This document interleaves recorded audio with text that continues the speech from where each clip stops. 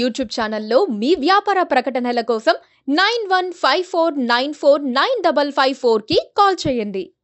ఆంధ్రప్రదేశ్ మొత్తం ఒక తీరుగా ఉంటే చంద్రబాబు నాయుడు ప్రాతినిధ్యం వహించే కుప్పం మరో తీరుగా ఉంది. చంద్రబాబును ఓడించి తీరాలని జగన్ కంకణం కట్టుకుని పావులు కదుపుతోన్న వేళ టీడీపీ అధినేత మెజారిటీ పెంచాలని ఆయన పార్టీ శ్రేణులు వ్యూహరచన చేస్తున్నాయి. పైగా గత 2 సంవత్సరాలుగా జగన్ వేసిన ఎత్తులు కుప్పంలో టీడీపీ జాగ్రత్త పడేందుకు అవకాశం ఇచ్చాయి. కుప్పంలోనే ఎక్కువ డబ్బులు చేతులు మారుతున్నట్లుగా తెలుస్తోంది.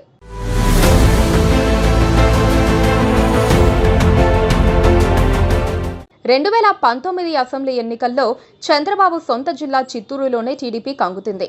ఒక్క నాయుడు ప్రాతినిధ్యం వహించే కుప్పం మినహా ఆ పార్టీ ఎక్కడ గెలవలేదు. అక్కడ కూడా మెజారిటీ తగ్గింది. అప్పట్లో వైసీపీ ప్రభంజనమే అందుకు కారణం కావచ్చు. తర్వాతి కాలంలో జగన్ రెడ్డి కుప్పంపై ప్రత్యేక దృష్టి పెట్టారు. ఏదో విధంగా చంద్రబాబును కుప్పం నుంచి తరిమేయాలని డిసైడ్ అయ్యారు. ఆ బాధ్యతను పుంగనూరు ఎమ్మెల్యే అయిన మంత్రి పెద్దిరెడ్డి రామచంద్రారెడ్డికి అప్పగించారు. చంద్రబాబు చిత్తూరు వైపు వెళ్తే అడ్డుకోవాలని వైసీపీ శ్రేణులు డిసైడ్ అయ్యాయి. పుంగనూరు, అంగల్లు ఘటనలు అందుకు ఉదాహరణగా చెప్పొచ్చు. అప్పటి నుంచి కుప్పం సంఘర్షణ కొనసాగుతూనే ఉంది. చంద్రబాబు సీటును కాపాడుకునేందుకు టీడీపీ నానా తంటాలు పడుతోంది. ఈ క్రమంలో ఎన్నికలు దగ్గర పడటం ఇరు పార్టీలు కుప్పానికి డబ్బు సంచులు తరలించడం జరిగిపోయింది. కుప్పంలో గెలుపు కోసం చెరి 150 కోట్లు కుమ్మరిస్తున్నారని ప్రస్తుతం ప్రచారం జరుగుతోంది. ఇప్పటికే ఓటుకు 4,000 పంచేశారని చెబుతున్నారు.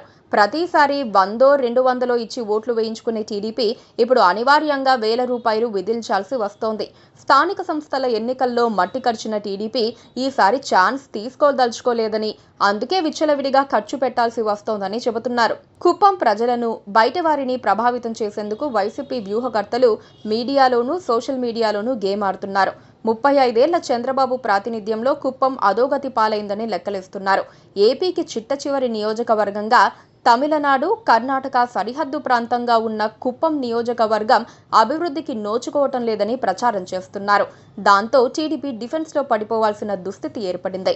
1980ల ద్వితీయార్థం నుంచి చంద్రబాబు నాయుడు కుప్పానికి ప్రాతినిధ్యం వహిస్తున్నారు. పులివెందులను వైఎస్ రాజశేఖర్ రెడ్డి అభివృద్ధి చేసినట్లుగా కుప్పాన్ని చంద్రబాబు ముందుకు తీసుకెళ్లలేదని అక్కడి జనంలో ఒక వర్గం వాదిస్తోంది. పట్టణ మౌలిక సదుపాయాల విషయంలో కుప్పం బాగా వెనకబడిపోయిందని వాపోతున్నారు. ప్రభుత్వ ఇంజనీరింగ్ కళాశాలను అక్కడ ఏర్పాటు చేయలేకపోయారు.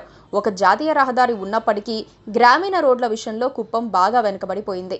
అట్టహాసంగా ప్రారంభమైన ద్రవిడ విశ్వవిద్యాలయంలో బోధనా సిబ్బంది నియామకం జరగటం లేదు. విద్యార్థుల సంఖ్య 30% పడిపోయింది. కుప్పానికి హంద్రీనీవా జలాలు ఎండమావిగానే మిగిలిపోయాయి. ఉద్యానవన పంటలు ఒక్కటే కుప్పానికి హైలైట్ అని చెప్పక తప్పదు. చుట్టుపక్కల అడవుల్లోనే 200 ఏనుగులు వచ్చి పంటలను నాశనం చేస్తూ ఉంటే ప్రభుత్వం శాశ్వత పరిష్కారం చూపలేకపోయింది. కుప్పంలో ఉపాధి అవకాశాలు లేక రోజు కూలీలు పొరుగు రాష్ట్రాల్లోని హోసూరు, కోలార్ వెళ్తూ ఉంటారు. దాంతో కుప్పం ఇప్పుడు సమస్యల కేంద్రంగా మారింది. వై నాట్ 175 అన్నది జగన్ నినాదం. అంటే కుప్పంలో కూడా గెలుస్తామని ఆయన చెప్పుకుంటున్నారు. ఎమ్మెల్సీ కేజేఆర్ భరత్ ఇప్పుడు చంద్రబాబుకు ప్రత్యర్థిగా ఉన్నారు. గత ఎన్నికల్లో పోటీ చేసిన ఆయన ఓడిపోయారు. ఈసారి మాత్రం గెలిచి చూపిస్తామని, తన గెలుపును జగన్కు కానుకగా ఇస్తానని ప్రకటిస్తున్నారు. చూడాలి మరి ఏం జరుగుతుందో.